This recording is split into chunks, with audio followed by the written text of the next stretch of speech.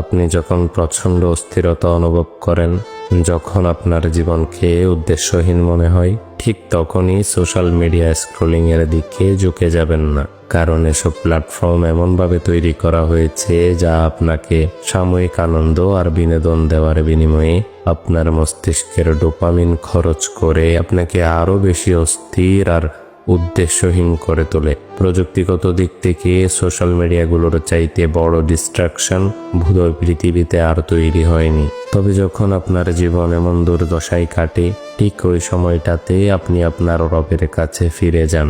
বেশি বেশি জায়নামাজে সময় কাটান, জিকিরে নিমগ্ন হন, কোরআন তেলাওয়াত করুন, শুনুন এবং তার অনুবাদ পড়ুন। দেখবেন আল্লাহ তাআলা আপনার জীবনের সেই অস্থিরতার মাঝেই শান্তি ঢেলে দিয়েছেন, আর আমার রব আপনার জীবনকে এক নতুন অর্থের দিকে নিয়ে যাবেন ইনশাআল্লাহ।